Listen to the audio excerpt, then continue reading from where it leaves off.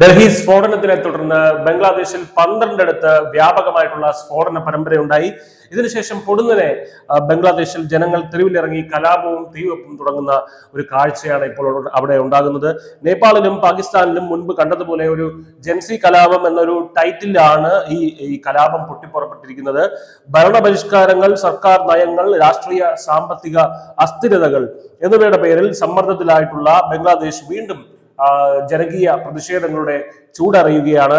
രാജ്യത്തെ സർവകലാശാലകളിൽ നിന്ന് പൊട്ടിപ്പുറപ്പെട്ട പ്രതിഷേധങ്ങൾ രാജ്യം മുഴുവനും വ്യാപിക്കുന്ന ഒരു കാഴ്ചയാണ് ഇപ്പോൾ നമ്മൾ അവിടെ കാണുന്നത്. സംഗീതത്തിന്റെയും കായിക അഭ്യാസത്തിന്റെയും നിരോധനമാണ് ഇക്കുറി സർക്കാരിനെ സമ്മർദ്ദത്തിലാക്കുന്നത്. ഫെഫാസത്ത് ഇ ഇസ്ലാം പോലുള്ള ഇസ്ലാമിക ഗ്രൂപ്പുകൾ ഭീഷണിപ്പെടുത്തിയതിനെ തുടർന്ന് മുഹമ്മദ് യൂനസ് സർക്കാർ കോളേജുകളിലെ പാഠ്യ പദ്ധതിയിൽ നിന്ന് അടുത്തിടെ സംഗീതവും PT കായികാഭ്യാസവും നീക്കം ചെയ്തിരുന്നു. ഒപ്പം അത്തരം അധ്യാപകർക്കുള്ള തസ്തികകളും അദ്ദേഹം ഒഴിവാക്കിയിരുന്നു. ബംഗ്ലാദേശിൽ 2021 നടന്ന മോദി വിരുദ്ധ പ്രക്ഷോഭങ്ങൾക്ക് നേതൃത്വം നൽകിയതിലൂടെയാണ് ഫെഫാസത്ത് ഇ ഇസ്ലാം എന്ന ഈ തീവ്രവാദ സംഘടന ശ്രദ്ധ നേടിയത്. മതപരവും അക്കാദമിക്കുമായ വിഷയങ്ങൾക്കൊപ്പം സംഗീതം, കായിക പഠനം തുടങ്ങിയ സാംസ്കാരിക വിദ്യാഭ്യാസം പ്രൈമറി സ്കൂൾ പാഠ്യപദ്ധതിയുടെ ഭാഗമാക്കാനുള്ള പദ്ധതി മുൻപ് സർക്കാർ പ്രഖ്യാപിച്ചിരുന്നു. ഈ തസ്തികകൾ ഇസ്ലാമികമല്ല എന്ന് പറഞ്ഞുകൊണ്ട് ഫെഫാസത്ത് ഇ ഇസ്ലാം, ഇസ്ലാമി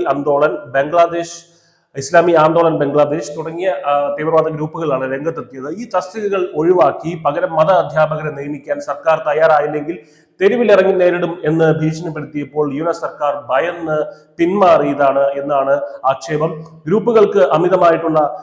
തീവ്രവാദ ഗ്രൂപ്പുകൾക്ക് അമിതമായിട്ടുള്ള പ്രാധാന്യം നൽകുന്നുവെന്ന വിമർശനവും ഇപ്പോൾ ശക്തമാവുന്നുണ്ട്. ധാക്ക സർവകലാശാല, ജഗന്നാഥ് സർവകലാശാല, ചിറ്റ്ഗോങ് സർവകലാശാല, രാജ്ഷാഹി സർവകലാശാല എന്നിവിടങ്ങളിലെ വിദ്യാർത്ഥികളും അധ്യാപകരും ഈ നീക്കത്തിനെതിരെ ധാക്കയിലെ പ്രതിഷേധ പ്രകടനങ്ങൾ നടത്തിയിരുന്നു.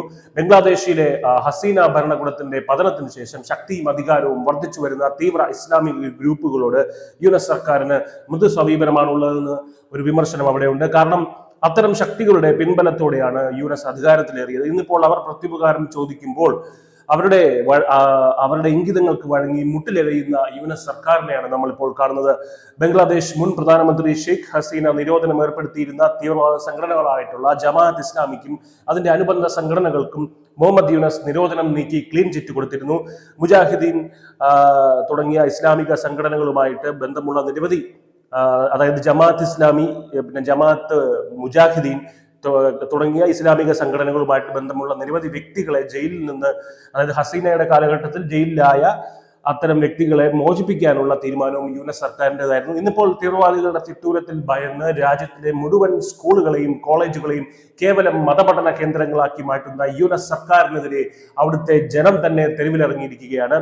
യൂനസ് സർക്കാർ അധികാരത്തിലേറിയതിനെ തുടർന്ന് അവിടുത്തെ ഹിന്ദു ബൗദ്ധ ക്ഷേത്രങ്ങളിൽ വലിയ രീതിയിലുള്ള ആക്രമണങ്ങൾ അഴിച്ചുവിടുകയും ഹിന്ദു ബൗദ്ധരുടെ വീടുകൾ ആക്രമിക്കുകയും ചെയ്തിരുന്നു. എന്തായാലും മതതീവ്രവാദികൾക്ക് എല്ലാ ഒത്താശയും ചെയ്തു കൊടുക്കുന്ന യൂനസ് സർക്കാരിനെതിരെ അവിടുത്തെ ജനം തന്നെ കളത്തിലിറങ്ങിയ സ്ഥിതിക്ക് യൂനസ് സർക്കാരിന്റെ അവസ്ഥ എന്താകുമെന്ന് കണ്ടു തന്നെ അറിയണം. News desk, news India Malayalam.